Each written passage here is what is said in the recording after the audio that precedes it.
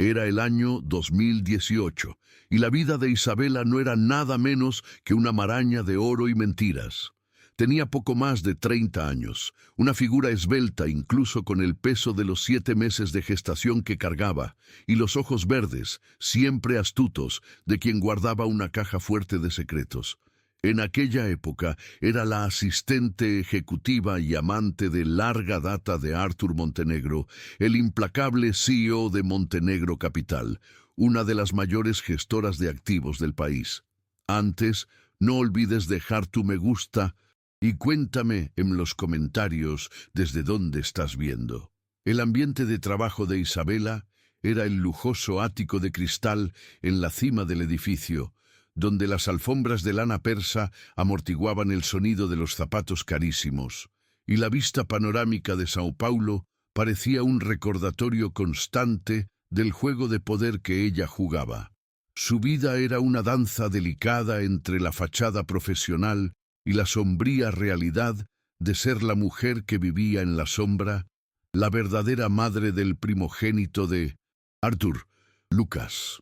Lo que Isabela estaba haciendo esa mañana era ensayar mentalmente la caída. Estaba sentada en su escritorio. El calor de la taza de café orgánico apenas lograba calmar el temblor en sus manos mientras hojeaba los documentos que sellarían el destino de Artur. Informes detallados sobre la maniobra de fraude fiscal que él venía realizando desde hacía años. Artur estaba a punto de finalizar una fusión multimillonaria con un grupo europeo, y el nerviosismo en el aire de Montenegro Capital era casi palpable, como electricidad estática antes de una tormenta. Él, en un último y patético esfuerzo por limpiar su reputación, intentó alejar a Isabela con una indemnización que apenas pagaría el ajuar del nuevo bebé. La propuesta, la noche anterior, había sido la gota que colmó el vaso, el insulto final a su lealtad, y lo más importante, a su maternidad secreta, y ahora el día que ella había esperado durante años, el día de la venganza, había llegado. El edificio de Montenegro, Capital con sus paredes de cristal espejadas, parecía una fortaleza inexpugnable, pero para Isabela era una jaula que estaba a punto de abrir. Llevaba un vestido tubo azul marino, elegido no por la moda, sino por transmitir una sobriedad que contrastaba con la bomba que estaba a punto de soltar. Cada paso que daba por los pasillos, que olían a cuero fino y ambición desmedida, era lento y calculado.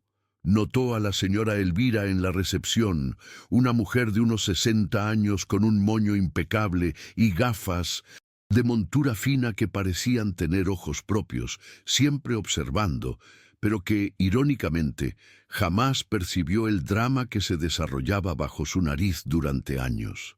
Elvira solo le dedicó la sonrisa de reconocimiento profesional, sin saber que estaba presenciando los últimos minutos de paz en aquella empresa.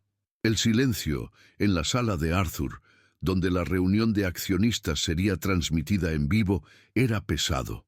Él estaba repasando sus notas con la expresión tensa de quien olía algo malo, pero no sabía de dónde venía el peligro. Su traje a rayas, perfectamente ajustado, no podía ocultar la palidez en su rostro. Isabela observaba todo desde la puerta, la carpeta de cuero negra que contenía la ruina de Artur, apretada contra el vientre abultado. Vio a Artur tomar un vaso de agua, la mano temblándole ligeramente.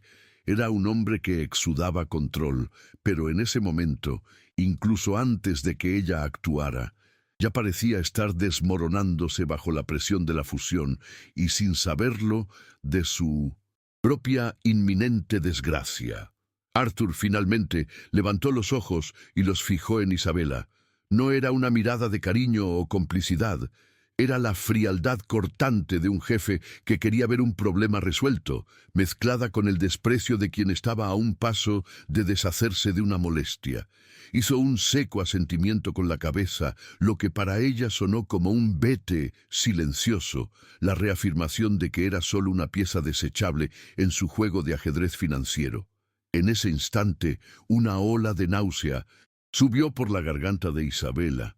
No la náusea común del embarazo, sino la sensación física de asco y traición que solo la experiencia de haber sido utilizada y subestimada durante más de una década puede causar.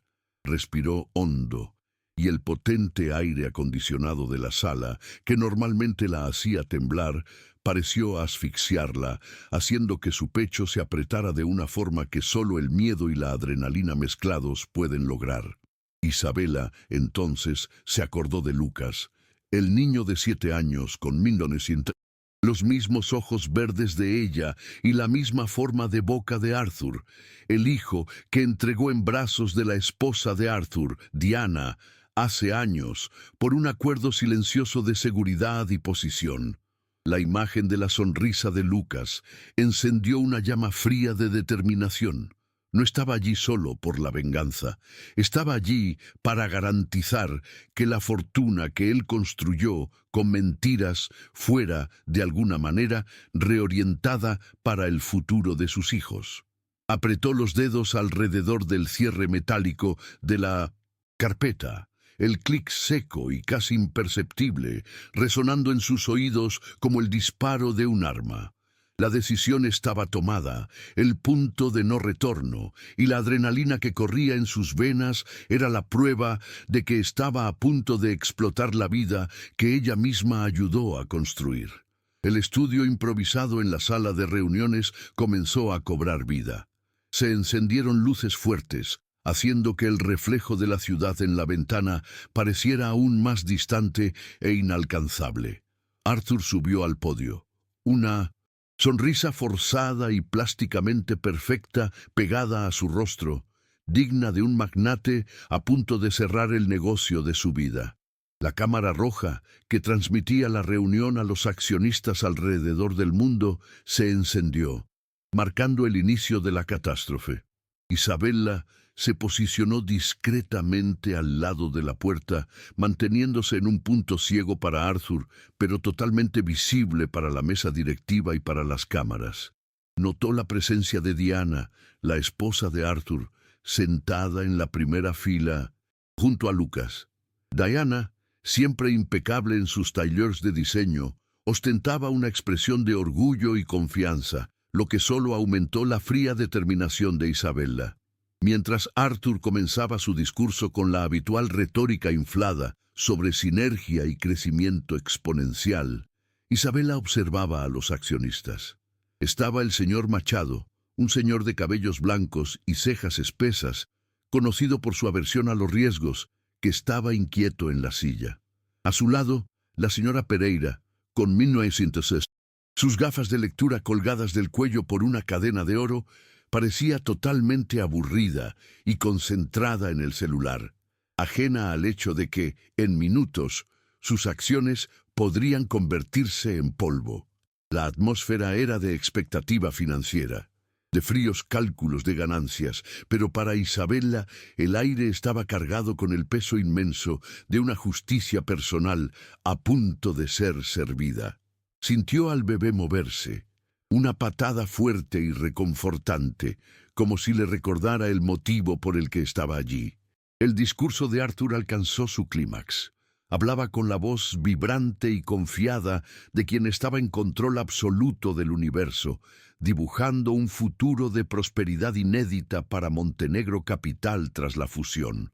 Gesticulaba con las manos, enfatizando números y proyecciones, y por un momento la fuerza de su actuación casi hizo dudar a Isabella, un breve y fugaz pensamiento de que tal vez sería más fácil aceptar el dinero y desaparecer. Pero fue solo un segundo. Lo que la trajo de vuelta a la realidad fue la manera en que miró a Diana y Lucas, una sonrisa afectada de familia perfecta para las cámaras, y ella sintió que la rabia regresaba con fuerza total, una energía que quemaba en su estómago. Fue en ese instante, en el apogeo de la emoción de Arthur, al anunciar el valor de la transacción, que Isabella actuó.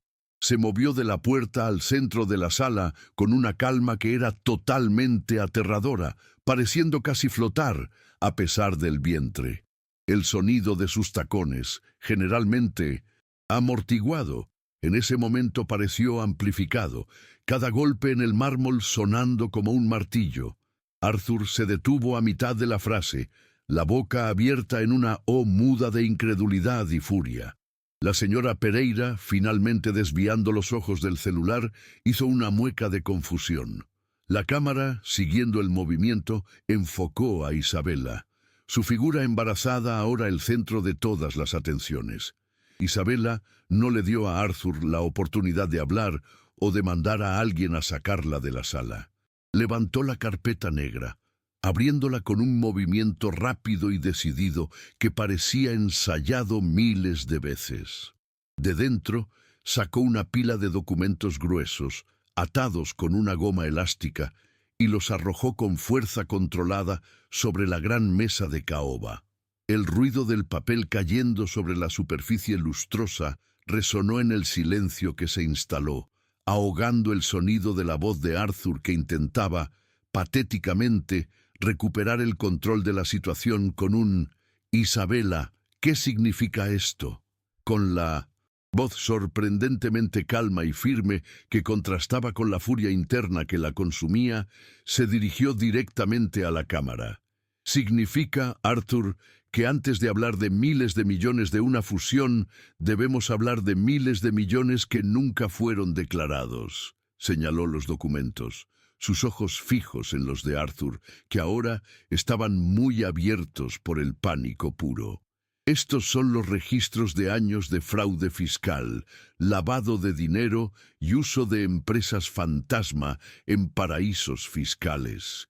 Detalles, cuentas y su firma en cada transacción, cosas que solo alguien que pasó más de 10 años gestionando sus negocios paralelos sabría».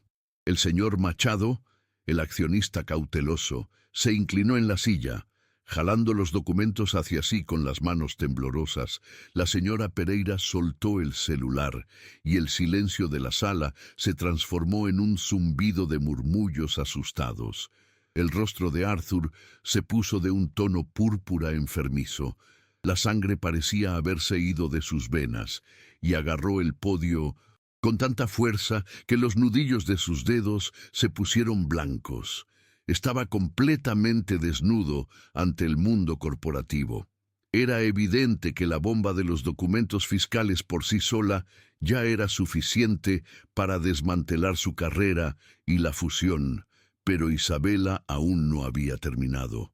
Necesitaba el golpe final, aquel que destruiría no solo al CEO, sino al hombre de familia que él fingía ser.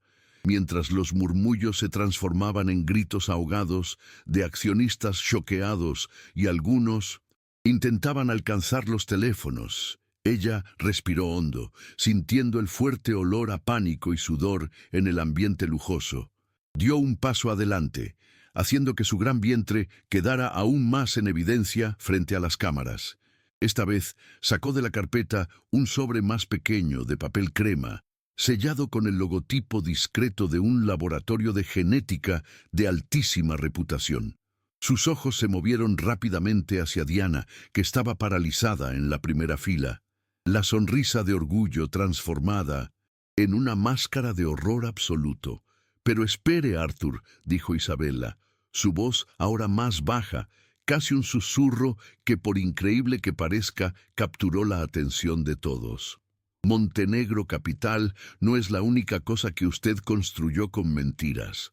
Abrió el sobre y levantó, para la cámara y para todos en la sala, una hoja con el encabezado «Test de maternidad y paternidad».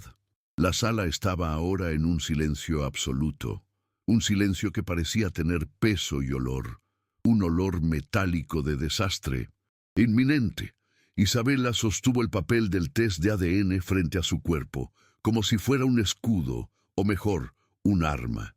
«Este documento aquí», comenzó, y la naturalidad de su voz era lo que hacía que todo fuera aún más bizarro y aterrador. «Prueba lo que mi estado actual ya anuncia, que este bebé que yo cargo es, sí, su hijo, Arthur, el heredero más joven». Hizo una pausa dramática, mirando directamente a Arthur, que se estaba deslizando lentamente detrás del podio, como si fuera a desmayarse. Parecía haber envejecido 10 años en 10 minutos, y sus ojos estaban fijos en Lucas, que estaba sentado inocentemente al lado de Diana, ajeno a toda la turbulencia. Pero el problema es que esta no es la única criatura que usted y Diana crearon bajo una mentira, continuó, y sus palabras eran como pequeños cuchillos de hielo.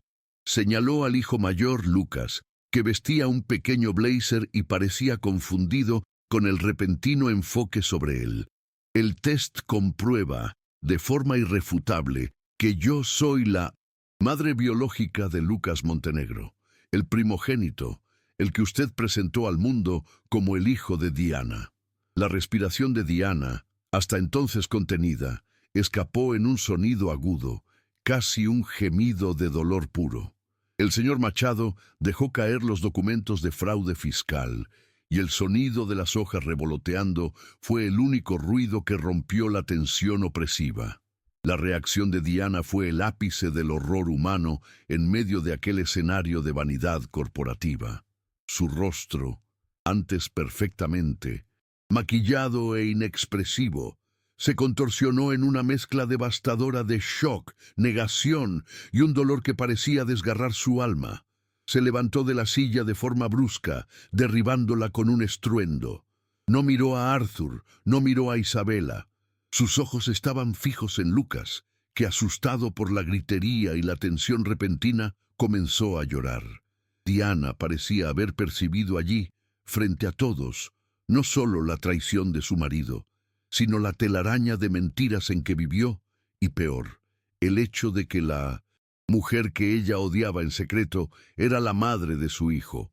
En ese momento, Arthur finalmente reaccionó, intentando lanzarse hacia Isabella, gritando algo inaudible sobre abogados y difamación, pero ya era demasiado tarde. El estruendo emocional y financiero ya había detonado. Diana agarró a Lucas, apretándolo contra sí con una fuerza desesperada y protectora, y salió corriendo de la sala, los tacones golpeando de forma frenética contra el suelo de mármol. El pánico era una entidad física que se esparció por el ambiente. Los accionistas, antes concentrados en los números, ahora estaban en frenesí, jalando sus teléfonos para llamar a abogados y corredores, intentando salvar lo que quedaba de sus inversiones. La atmósfera de lujo se disolvió en un caos absoluto, e Isabella permaneció parada como el ojo de un huracán perfectamente calmado, observando la destrucción que ella había causado.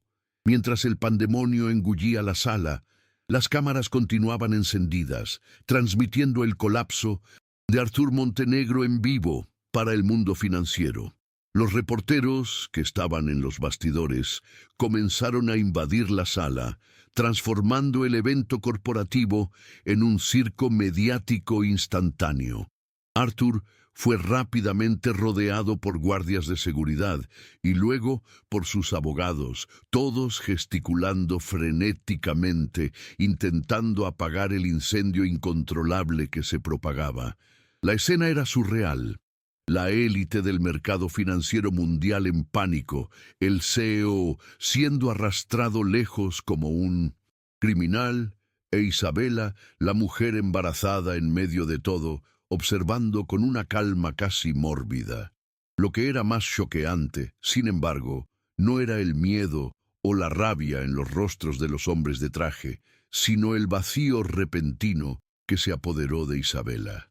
Durante años había canalizado todo su dolor, frustración y sed de justicia hacia este único momento de venganza. Ahora que había pasado, una sensación hueca y extraña la llenó.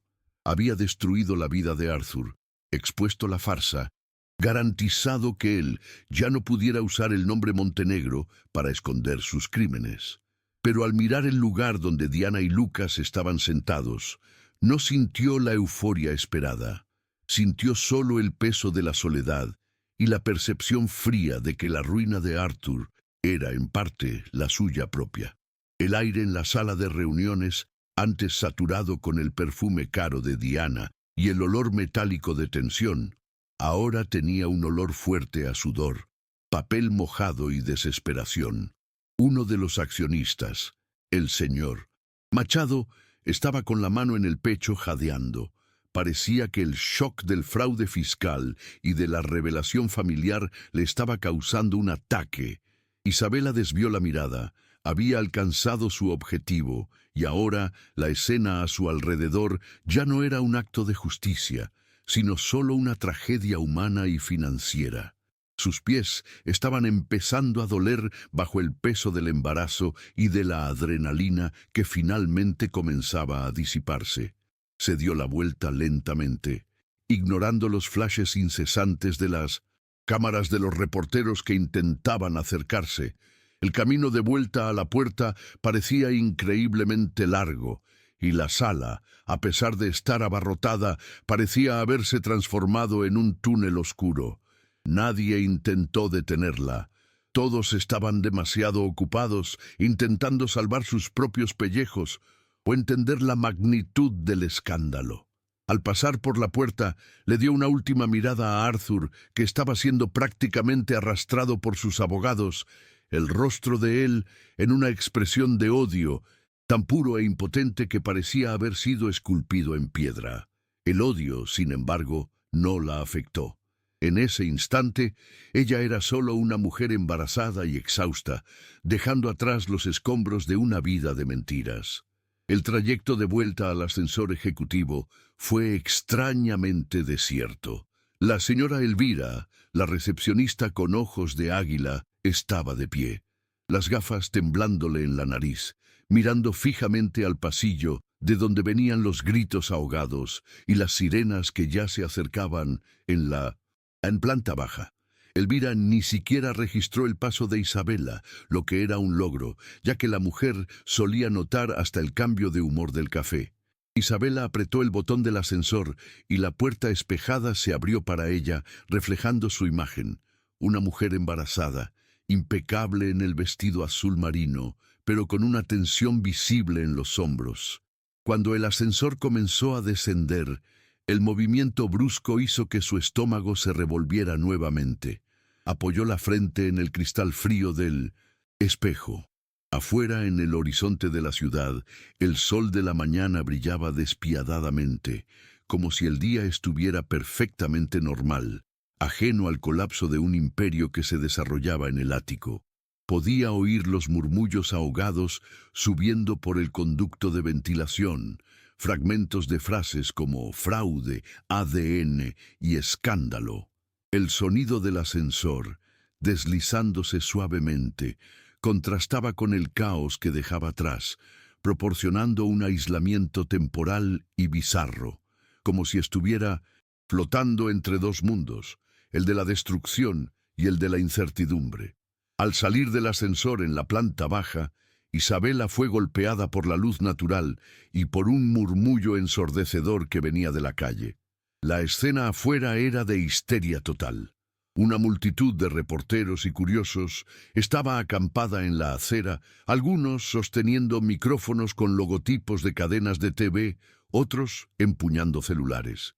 El edificio de Montenegro Capital, antes un símbolo de poder discreto, ahora parecía un faro de escándalo.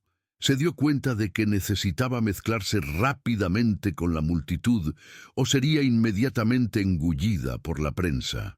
Sacó las gafas de sol del bolso, grandes y oscuras, y se las puso, transformándose en una figura más anónima en el paisaje urbano.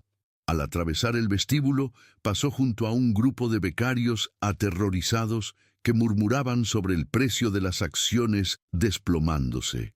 La caída era vertiginosa, como si el cimiento del edificio hubiera sido removido. La sensación era que estaba caminando sobre vidrio roto. Cuando llegó a la puerta giratoria, vio la primera patrulla policial estacionando. La gravedad de la situación fiscal de Arthur, ahora pública, se estaba transformando en un problema legal federal, y ella tuvo la certeza de que la destrucción no sería solo financiera, sino también criminal. Isabela rápidamente llamó a un taxi negro que pasaba por la calle, alejándose de la aglomeración de reporteros. Al cerrar la puerta, el ruido del mundo exterior fue amortiguado y se hundió en el asiento de cuero exhausta. El conductor, un señor de mediana edad con un bigote canoso y una mirada cansada, preguntó el destino. Ella dio una dirección genérica en un barrio residencial distante, sintiendo la necesidad urgente de esconderse y procesar lo que había hecho. Apenas el coche comenzó a moverse, el conductor encendió la radio, sintonizada en una estación de noticias. El locutor, con una voz tensa y urgente, estaba describiendo lo que acababa de suceder en Montenegro capital como el mayor escándalo corporativo y familiar de la década. El taxi era pequeño y el sonido parecía estar en la cabeza de Isabela. El conductor refunfuñó algo sobre estos ricos, totalmente ajeno al hecho de que la protagonista de la noticia estaba sentada en el asiento trasero, e Isabela sintió un escalofrío recorrer su espalda. Escuchar su propia venganza siendo narrada por un extraño como un evento histórico le dio una sensación perturbadora de poder y realidad, como si su vida se hubiera transformado en un titular de periódico sensacionalista. El taxi la dejó en una calle arbolada, silenciosa, en un barrio donde las casas eran discretas y los jardines bien cuidados. Isabela había alquilado aquel pequeño apartamento de fachada neutra un mes antes, como parte de su plan, un escondite seguro para la inevitable tormenta. Pagó al conductor y entró rápidamente en el edificio, sintiendo el peso de la mirada de una vecina anciana que regaba flores en el balcón, una mirada que parecía juzgar el vientre prominente y su prisa. Aquella mirada casual, pero invasiva, la hizo sentir como si el mundo entero supiera lo que había hecho. El apartamento era sencillo, pero tenía una energía tranquila, sin la opulencia fría de la casa que compartía con Arthur antes de ser expulsada al exilio temporal. Lo primero que hizo fue quitarse los tacones, y el alivio que sintió en los pies fue inmenso, casi comparable al alivio emocional de la venganza concluida. Caminó hasta la ventana y observó la calle, el silencio siendo interrumpido solo por el canto de un pájaro. La quietud era ensordecedora después del pandemonio en Montenegro capital. Estaba sola, pero era una soledad elegida, un refugio de la farsa que era su vida. Por primera vez en años se sentía dueña de su propio destino, aunque el futuro fuera incierto y peligroso. Isabela encendió la televisión del apartamento, sintonizando un canal de noticias 24 horas. Cada canal exhibía el mismo titular, con fotos de Arthur visiblemente alterado y el edificio de Montenegro capital rodeado por la policía y la prensa. La rapidez con que el mundo engulló el escándalo era aterradora. Se sentó en el sofá y su celular comenzó a vibrar incesantemente en el bolso. Mensajes, llamadas de números desconocidos, correos electrónicos de abogados de Arthur, todos intentando alcanzarla, desesperados. Sacó el celular, dudando por un momento antes de tomar la decisión práctica de silenciarlo y apagar los datos móviles. La caja de Pandora había sido abierta y ahora necesitaba protegerse del flujo de información y de la inevitable reacción de Arthur y sus poderosos contactos. El miedo, que había sido enmascarado por la adrenalina de la venganza, comenzó a instalarse. ¿Qué vendría ahora? La ira de Arthur era legendaria y él no se conformaría con ser destruido. Sintió un escalofrío. Ya no se trataba solo de dinero y poder, sino de una pelea sucia donde su seguridad y la de sus dos hijos, el que estaba por nacer y Lucas, estarían en riesgo. Isabela se levantó, la decisión fría y calculada, sustituyendo el miedo momentáneo. Caminó hasta el dormitorio, donde había una pequeña maleta con ruedas escondida en el armario, conteniendo solo lo esencial: documentos de identificación, una muda de ropa oscura y, lo más importante, una segunda copia de todos los registros de fraude fiscal, digitalizados y encriptados en un pendrive minúsculo e indetectable. No era ingenua. Sabía que Arthur Intentaría robar los originales, pero la prueba digital y la publicidad ya hecha eran sus verdaderas protecciones. La posesión de esa información era su moneda de cambio y su seguro de vida. Mientras miraba su reflejo en la ventana, la mujer embarazada que había detonado un imperio comenzó a trazar los próximos pasos. El primero sería contactar, desde un teléfono desechable, al abogado que había contratado secretamente meses atrás, un especialista en derecho de familia y crímenes de cuello, blanco, conocido por su integridad inflexible. El trabajo de él sería garantizar la seguridad legal y financiera de los hijos, alejándolos del campo de batalla que ella acababa de crear. El pasado estaba en ruinas, pero el futuro, aunque incierto, ahora le pertenecía, libre de las cadenas doradas de Arthur. Isabela tomó el celular prepago, un modelo antiguo y sin rastreo, que había comprado en efectivo en una tienda de conveniencia distante. La batería estaba cargada y el chip activo.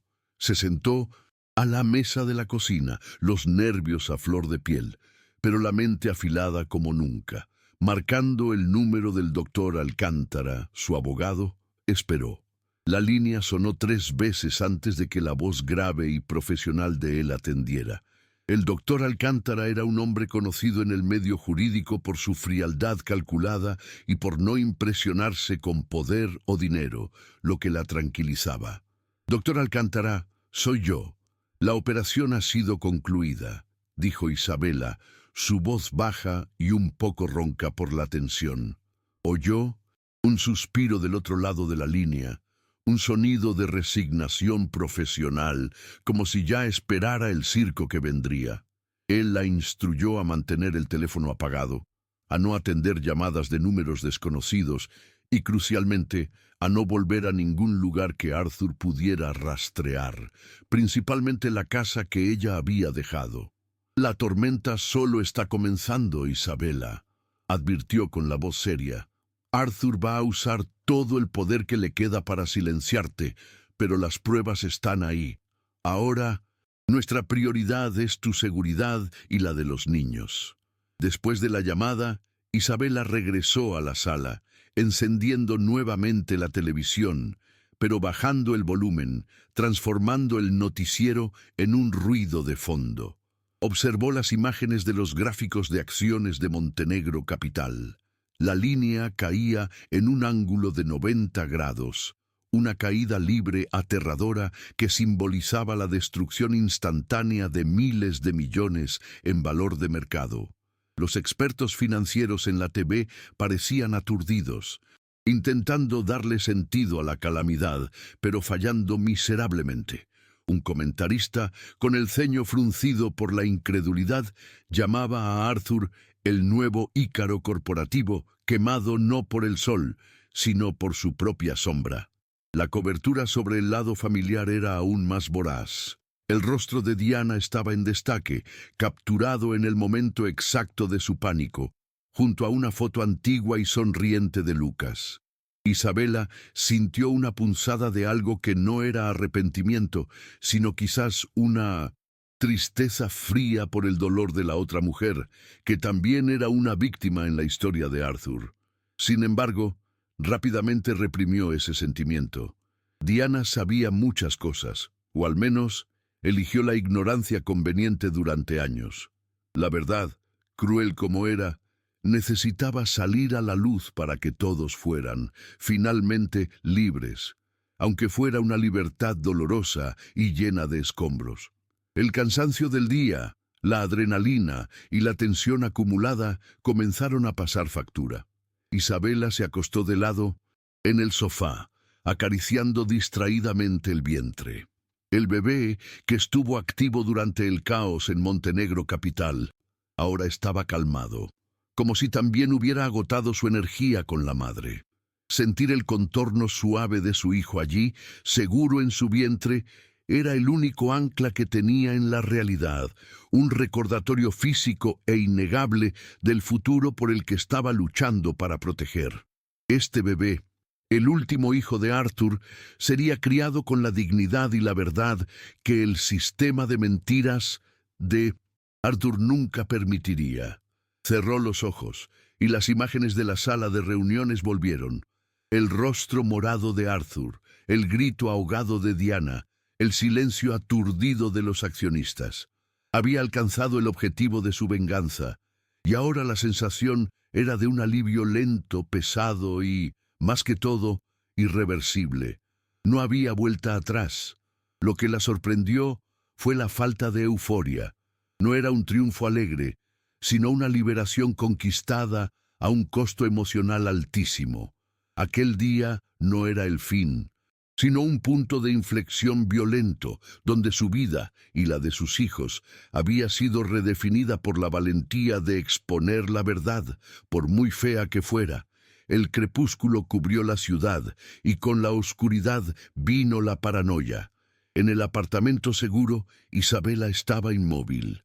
Evitó encender las luces principales, usando solo la débil luminosidad que venía de la ventana, lo que le daba al ambiente una atmósfera sombría y tensa.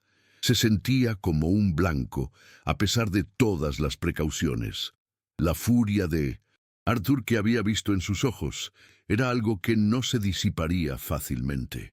Usaría todos sus recursos y conexiones para intentar revertir el daño, y principalmente para vengarse de ella, la mujer que lo humilló públicamente. Cada ruido en la calle la hacía sobresaltarse. Un coche que pasaba más despacio, la sirena distante, el sonido de un vecino cerrando la puerta. Se levantó y fue hasta la ventana, espiando a través de la cortina. No había nada inusual, solo la rutina nocturna del barrio, pero su corazón latía acelerado en el pecho. Lo que había hecho era más que exponer un crimen financiero. Había tocado la honra y el ego de un hombre poderoso y narcisista. Sabía, con una certeza fría, que la noche sería larga y que el peligro ahora era real y palpable, diferente del miedo abstracto que sentía antes de actuar. A pesar de la tensión y del peligro inminente, el cuerpo de Isabela, y especialmente el bebé, exigían atención. Estaba embarazada de 7 meses, y la adrenalina del día había agotado sus reservas. El olor a comida de algún vecino subía por las rendijas de la ventana, despertando un hambre punzante. Necesitaba algo caliente, algo que la trajera de vuelta a la realidad doméstica, lejos de los tribunales y de los tabloides. Se movió a la cocina, un área pequeña y funcional, y tomó un paquete de fideos instantáneos que había guardado. Mientras el agua hervía en la estufa, el sonido burbujeante y familiar era un extraño consuelo. Se concentró en la simplicidad de la tarea, añadir el condimento, esperar a que los fideos se ablandaran. Ese acto banal y necesario de autopreservación era un antídoto contra el caos mental. Comió despacio, sentada a la mesa de la cocina, observando el humo subir. Era una comida solitaria, pero llena de significado. Estaba sobreviviendo, cuidando de sí y de su hijo, y eso, por sí solo, ya era una victoria contra la fuerza destructiva de Arthur. A la mañana siguiente, Isabela despertó con la luz del sol invadiendo el dormitorio. Por un breve momento, la paz del refugio la hizo olvidar el día anterior, pero el sonido de una sirena de policía, justo allí en la calle, la trajo de vuelta a la dura realidad. Saltó de la cama, sintiendo una punzada de dolor en la espalda, y corrió a la sala, encendiendo la televisión. Las noticias eran aún más explosivas. Montenegro Capital estaba siendo investigada por múltiples organismos federales, y Arthur Montenegro había sido detenido preventivamente para prestar declaración sobre las acusaciones de fraude y evasión fiscal. El reportaje mostraba la imagen de Arthur, ahora sin el traje impecable, siendo escoltado hacia un edificio de la Policía Federal, el rostro barbudo y abatido. La visión de él, debilitado y humillado públicamente, le dio a Isabela una satisfacción fría, Sabía que la justicia en Brasil no siempre era rápida o garantizada para los ricos, pero la exposición mediática y la presión política garantizarían que no escapara fácilmente.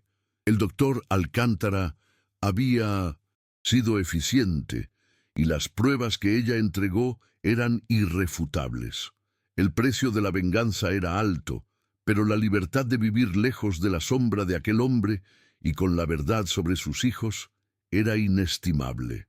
Mientras Isabella tomaba su desayuno, que consistía en tostadas y té de manzanilla, el teléfono desechable sonó, emitiendo un zumbido extraño y bajo. Era un número bloqueado. Su corazón dio un salto en el pecho, un latido fuerte y errático. Había instruido al doctor Alcántara a llamar siempre desde un número específico, y cualquier otra llamada bloqueada o desconocida era motivo de alarma. Dudó, mirando el aparato con desconfianza, imaginando si sería Arthur o alguien a su mando, intentando localizarla. El teléfono paró, y ella se relajó por un segundo, creyendo que el peligro había pasado.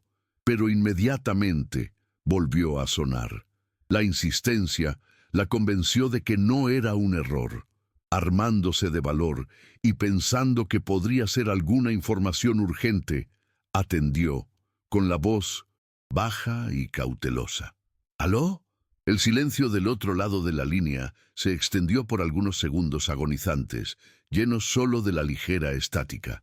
Entonces, una voz femenina, ronca y embargada por el llanto, que ella reconoció instantáneamente, rompió el silencio. Es Diana. Necesitamos hablar sobre Lucas. La mención del nombre de Diana, más aún viniendo de un número bloqueado, congeló a Isabella en su sitio. Sintió un escalofrío gélido recorrer su espalda, mucho más intenso que el miedo que Punto-Seung sintió por la furia de Arthur. La voz de Diana no exhibía la arrogancia que Isabella esperaba, sino una vulnerabilidad desesperada que la desarmó. La tensión entre las dos, la amante y la esposa, era un tira y afloja de años, siempre silencioso y lleno de resentimiento, pero ahora el terreno se había desmoronado. Isabella tardó unos segundos en responder, procesando la surreal situación. La esposa traicionada llamando a la amante embarazada y verdadera madre de su hijo. Diana, no sé cómo conseguiste este número, logró decir, intentando sonar firme, pero sintiendo el temblor en la voz. Todo lo que tenía que decir fue dicho públicamente. La respuesta de Diana vino rápida, casi como un lamento. No es sobre Arthur, Isabella, es sobre Lucas. Vi el test. Sé que él es nuestro, y tú lo abandonaste. ¿Crees que esa venganza tuya no lo hirió? La palabra abandonaste golpeó a Isabella como un puñetazo, sacando a relucir la culpa que ella había enterrado durante años. Isabella sintió que sus ojos se humedecían, pero se forzó a no ceder. Diana tenía razón en su dolor, pero no en la totalidad de los hechos. El sacrificio de dar a Lucas a Diana fue, en su momento, la única manera de garantizar que él tendría una vida segura y con acceso al poder de la familia, lejos de los focos de la ilegitimidad. Yo nunca lo abandoné, Diana.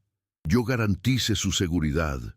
Usted sabe lo que Arthur haría si yo intentara criarlo sola, replicó Isabella, la voz ahora cargada de una emoción profunda y cruda.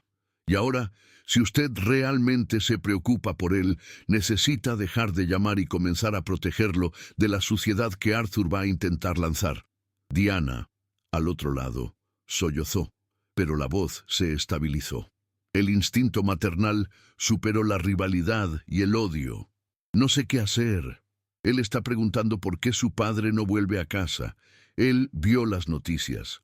Isabella se dio cuenta de que, en ese momento, las dos eran solo dos madres aterrorizadas, atrapadas en el caos de un hombre egoísta. Vio una abertura para la resolución. Tengo un abogado. Él es bueno. Él puede ayudarla a proteger a Lucas legalmente de Arthur y del desorden financiero. Yo hice mi parte de exponer la verdad. Ahora necesitamos garantizar que nuestros hijos tengan un futuro. ¿Acepta la ayuda legal para Lucas? El tenso silencio de Diana en la línea fue su respuesta. Isabella respiró hondo, sintiendo el alivio lento y gradual. La voz de Diana volvió, más firme esta vez, el tono de desesperación, dando lugar a una determinación pragmática, el mismo tipo de frialdad que Isabella usaba para sobrevivir en el mundo corporativo. Sí, acepto. Quiero garantizar que Arthur no tenga más poder sobre su vida, dijo Diana.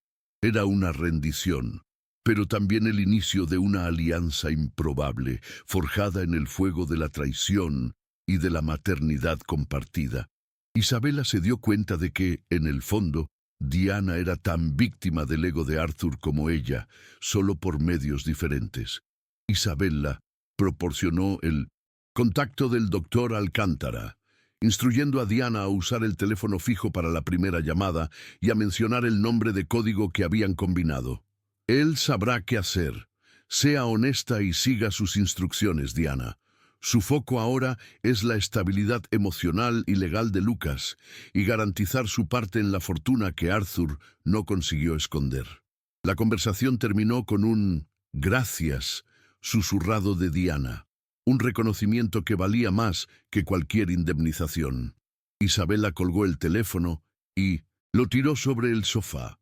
Había destruido a un hombre y, en el proceso, se había unido a su mayor enemiga en pro de sus hijos. Una solución bizarra y totalmente humana para un problema monstruoso. El tercer día después de la explosión estuvo marcado por una extraña y pesada calma, como el silencio que sigue a una gran tormenta. Las noticias en la TV ya no eran sobre el frenesí inicial, sino sobre los análisis y el impacto prolongado del escándalo en el mercado financiero global. Arthur Montenegro estaba bajo custodia y las investigaciones sobre el fraude fiscal estaban avanzando rápidamente, confirmando la precisión de los documentos de Isabella. Montenegro Capital estaba en estado de shock, bajo intervención temporal. Isabella, por su parte, se estaba adaptando a la nueva rutina de aislamiento. Pasaba las mañanas leyendo informes jurídicos que el doctor Alcántara le enviaba por correo seguro, y las tardes concentrándose en ejercicios ligeros de respiración para el embarazo. Sentía que la ansiedad disminuía. La alianza con Diana había sido un movimiento estratégico brillante, garantizando que Diana, como madre legal de Lucas, también tuviera un incentivo fuerte para luchar contra Arthur en la esfera familiar y proteger los bienes que serían destinados a los hijos. Isabella había jugado su última carta y ahora podía finalmente comenzar a descansar y a concentrarse en su inminente parto, sabiendo que la estructura de venganza que ella había construido era sólida e irreversible. Mientras Isabella leía uno de los documentos enviados por el doctor Alcántara, encontró un párrafo que le trajo un tipo de paz que nunca pensó que tendría. El abogado ya había presentado la solicitud de reconocimiento de paternidad para el bebé que estaba por nacer, garantizando que fuera legalmente reconocido por Arthur antes de cualquier eventual condena. Más importante, el doctor Alcántara estaba trabajando para utilizar las pruebas del fraude fiscal como argumento en la esfera de familia, alegando que el dinero sucio de Arthur debería ser congelado y, en el futuro, redirigido a un fondo fiduciario supervisado a nombre de Lucas y del futuro bebé. Esa era la pieza final del rompecabezas. La venganza de Isabella no era solo destruir la imagen de Arthur, sino garantizar un legado financiero limpio y seguro para sus hijos, lejos de la corrupción y de las mentiras del padre.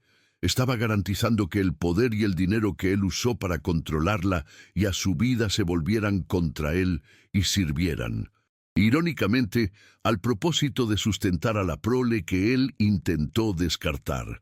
La ironía era palpable. El hombre que valoraba el dinero por encima de todo sería castigado precisamente a través de la pérdida de control sobre su fortuna en favor de los hijos ilegítimos. Aquella tarde, sentada en el balcón del apartamento y observando el movimiento lento de un niño jugando con un carrito en la acera, Isabela se permitió una breve y dolorosa reflexión sobre los años que pasó con Arthur. No había sido solo una relación de poder. Hubo momentos al principio de una pasión intensa y prohibida que ahora parecían haber sido teñidos de una ingenuidad casi juvenil.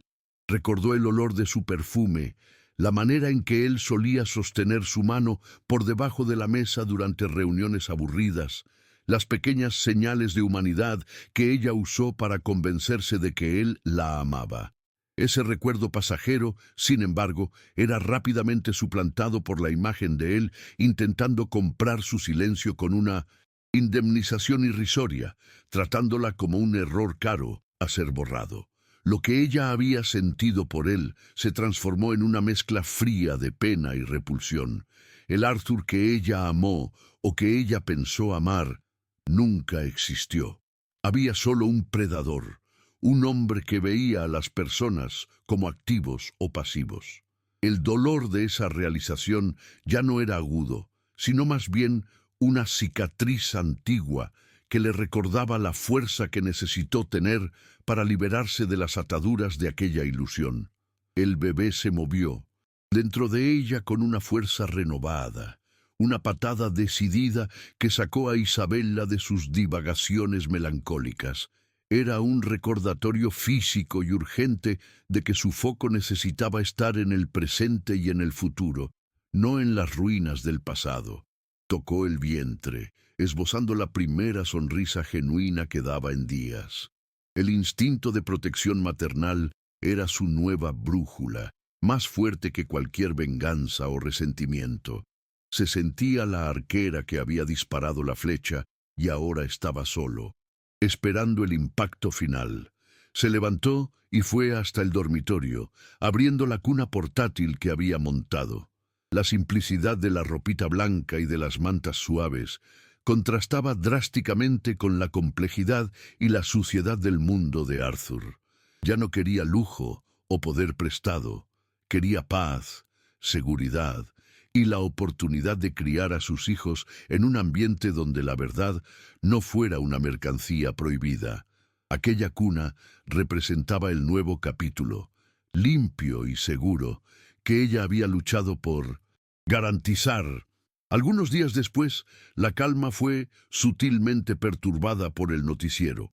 Arthur Montenegro había sido liberado bajo fianza pesada y la noticia mostraba a él saliendo del edificio de la Policía Federal con la barba sin afeitar, pero usando un traje nuevo e inmaculado, flanqueado por un equipo de abogados de renombre. Su mirada en las cámaras ya no era de pánico, sino de una furia contenida y calculadora. Isabela supo, instintivamente, que él no estaba de vuelta para rendirse. Estaba de vuelta para luchar e intentar restaurar lo que quedaba de su imperio, o como mínimo, para causar el máximo daño posible a ella. El doctor Alcántara llamó a su teléfono desechable. Estaba calmado, pero el tono era serio. Arthur está interponiendo una serie de acciones para desacreditarte, Isabela. Alega chantaje y difamación, y va a intentar usar tu condición de madre biológica de Lucas como prueba de un plan de extorsión de larga data. Isabela solo escuchó, sin sorpresa.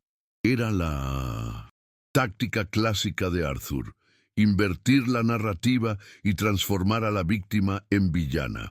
El abogado garantizó, sin embargo, que el peso de las pruebas fiscales de ella era muy superior al teatro de él. Él está desesperado, pero necesitamos mantener la guardia alta. La peor parte ahora es su imprevisibilidad. La parte más sensible de la maniobra de Arthur era el ataque a la maternidad de Lucas. Intentaba pintar a Isabela como una manipuladora que había vendido a su propio hijo para infiltrarse en la vida de la familia Montenegro. El doctor Alcántara, sin embargo, ya había previsto eso. Él y el nuevo abogado de Diana estaban trabajando juntos, formando un muro legal. Diana, al tomar la decisión consciente de cooperar y proteger a Lucas, se había convertido en una testigo crucial de la verdad. Ella admitiría haber concordado con la farsa para tener un hijo, exponiendo la dinámica enfermiza del matrimonio con Arthur, pero protegiendo al niño de ser usado como arma en la guerra de divorcio. Isabela sintió un profundo alivio al saber que Lucas estaba siendo protegido de ser lanzado en medio del fuego cruzado.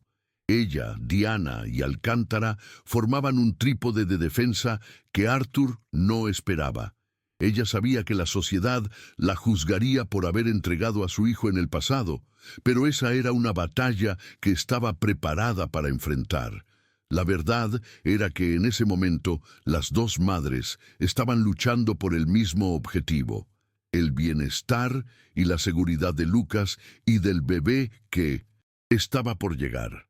La defensa se basaría en la idea de que la exposición de Isabela fue un acto desesperado de autopreservación y protección maternal, y no extorsión.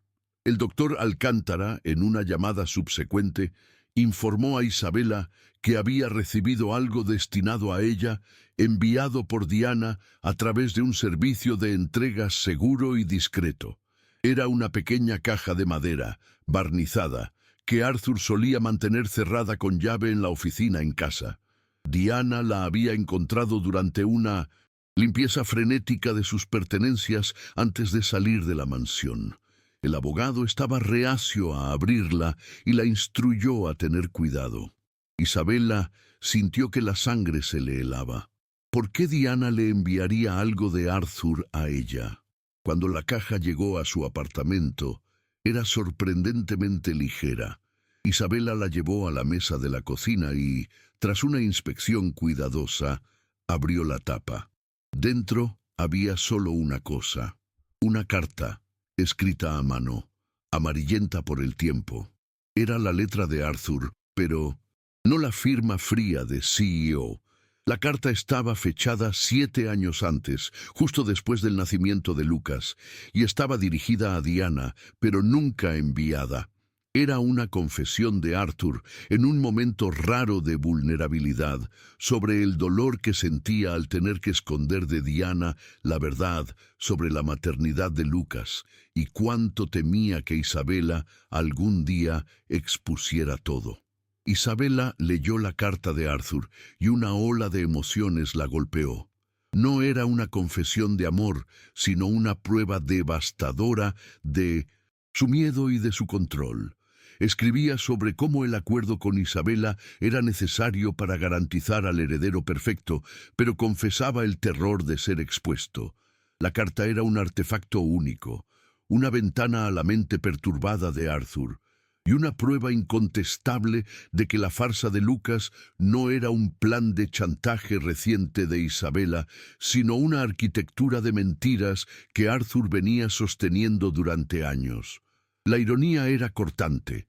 La carta, destinada a tranquilizar a Diana, sirvió solo para confirmar la verdad más dolorosa para ambas mujeres, y ahora funcionaba como la evidencia definitiva contra Arthur en un tribunal. El dolor expresado en sus palabras no venía de un remordimiento genuino, sino del miedo a perder el estatus y el control. Lo que más impresionó a Isabela fue el hecho de que Diana hubiera enviado la carta, probando que su alianza era real y basada en la búsqueda de la verdad y no solo en tácticas legales. Aquel pedazo de papel amarillento era la última pieza que faltaba para desmantelar la narrativa de Arthur sobre la amante chantajista. Con la carta de Arthur en mano, Isabela inmediatamente llamó al doctor Alcántara, sintiendo una prisa renovada, a pesar de la creciente lentitud de su cuerpo debido al embarazo. La voz del abogado al teléfono era de satisfacción contenida. Isabela, esto es oro. Un documento que comprueba tu versión y la coacción de Arthur. fechado de hace años.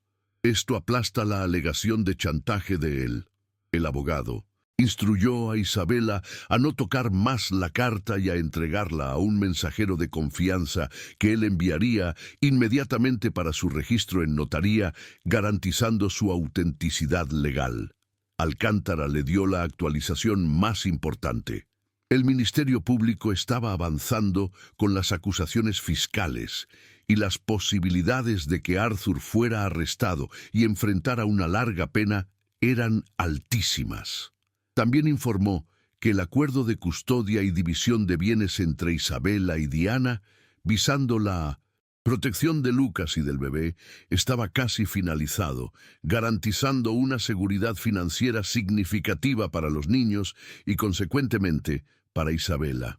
La venganza, ella percibió, estaba completa. Había destruido el poder de Arthur y, más importante, garantizado el futuro de sus hijos.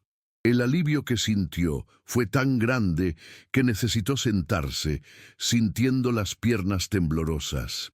Con la certeza de la victoria legal, Isabela comenzó a preparar su partida. El acuerdo con Diana incluía la promesa de Isabela de alejarse temporalmente de la vida pública y principalmente de la convivencia inmediata de Lucas, para que el niño pudiera adaptarse a la nueva y compleja realidad con Diana como guardiana primaria. La idea no era un sacrificio, sino una decisión pragmática. Lucas ya había pasado por demasiado trauma.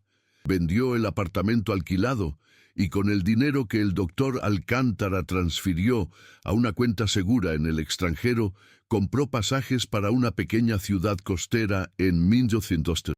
Europa, donde tenía parientes distantes y podría comenzar de nuevo lejos de los ojos curiosos de Brasil. La mañana de la partida, miró la cuna vacía y sintió una punzada de nostalgia anticipada por Lucas, un hijo que solo podía amar de lejos. Pero era un amor libre, sin las mentiras de Arthur. Al cerrar la puerta del apartamento, ya no sintió miedo, sino una expectativa cautelosa por el nuevo amanecer que la esperaba al otro lado del océano, a salvo y finalmente libre. El aeropuerto era un laberinto de rostros anónimos y voces dispersas, lo que la calmaba.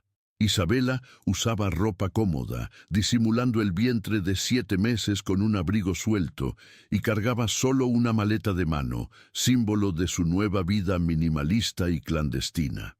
El doctor Alcántara garantizó su pasaje y la despistada de cualquier rastreo a través de un esquema complejo de cambio de vuelos y conexiones. Sentada en la sala de embarque, observó a las familias a su alrededor, sintiendo el peso de la decisión que había tomado. No era la vida que había soñado, pero era la vida que había conquistado con la verdad. Al entrar en el avión, eligió un asiento en la ventana, mirando la pista iluminada mientras la aeronave ganaba velocidad. El miedo a ser descubierta o a ser confrontada por Arthur se había disipado, sustituido por una profunda extenuación emocional. El pasado parecía alejarse rápidamente bajo las alas del avión. Tocó el vientre nuevamente. El bebé, quieto, parecía entender la seriedad del viaje. Era el inicio de una nueva fase, un exilio necesario para garantizar la paz y la seguridad, lejos de la megalomanía destructiva de Arthur Montenegro. Isabela se estableció en una pequeña villa costera en Portugal. El contraste con el ritmo frenético de São Paulo era choqueante. Allí, el tiempo era dictado por el vaivén de las mareas y por la campana de la iglesia local. Alquiló una casita blanca y azul, con olor a sal y lavanda, y se dedicó a esperar el nacimiento del bebé. Las mañanas eran llenadas, con largas caminatas por la playa desierta, donde observaba a los pescadores lanzando sus redes, un espectáculo de rutina y paciencia que la ayudaba a calmar los nervios. El silencio era su nuevo lujo. Había cortado todo contacto con Brasil, excepto por las comunicaciones encriptadas y esporádicas con el doctor Alcántara. Las noticias sobre Arthur Montenegro eran esporádicas, pero consistentes. Estaba enfrentando una serie de procesos criminales y civiles, y la familia estaba hecha pedazos. La fortuna congelada bajo la mira de la justicia. Para Isabela, esa distancia física y mental era vital. Estaba construyendo un nido de paz para su hijo, un contraste deliberado con el nido de víboras que había dejado atrás en el mundo corporativo de Arthur. Un mes antes del parto, Isabela recibió un correo electrónico encriptado del doctor Alcántara que contenía una actualización sobre Brasil, pero, más importante, sobre Lucas. El abogado informó que Arthur había sido formalmente acusado en varias ocasiones y que la expectativa era de una larga pena de prisión. La parte más conmovedora, sin embargo, vino en forma de un mensaje secundario de Diana enviado a través del canal seguro del abogado con el permiso de él. El mensaje de Diana era corto y práctico. Decía que Lucas estaba comenzando a adaptarse a la nueva realidad y que ella finalmente le había explicado, de forma simplificada y amorosa, que tenía dos madres que lo amaban mucho, y que el padre estaba en un viaje muy largo y necesario. Diana mencionó que Lucas, ahora más calmado, había preguntado sobre el hermano que estaba por nacer. Isabela sintió una emoción abrumadora. El simple hecho de que Diana estuviera comunicándose y facilitando ese puente emocional era la mayor prueba de que la alianza estaba funcionando y que Lucas no sería privado del amor de su madre biológica, aunque a distancia. El momento del parto fue tranquilo e íntimo, totalmente diferente del drama y de la tensión que rodearon la concepción y la gestación del bebé.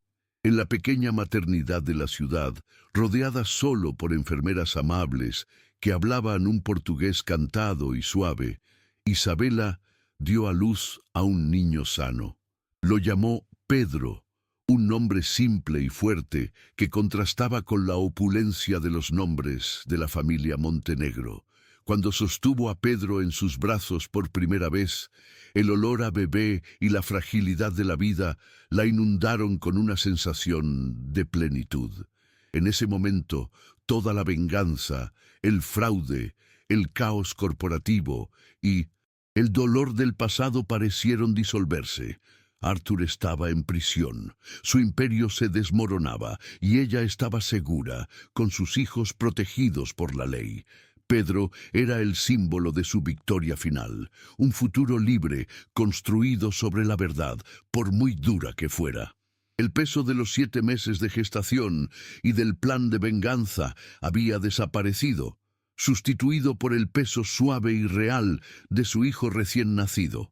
Lloró, no de tristeza, sino de un profundo alivio y una gratitud silenciosa por la vida que ella había conseguido salvar y comenzar de nuevo.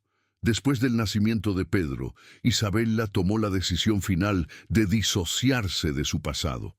Con la ayuda del doctor Alcántara, cambió legalmente su apellido y el de Pedro, adoptando el apellido de soltera de su abuela, un nombre discreto y sin vínculos con el mundo financiero brasileño. Ese cambio era más que una medida de seguridad.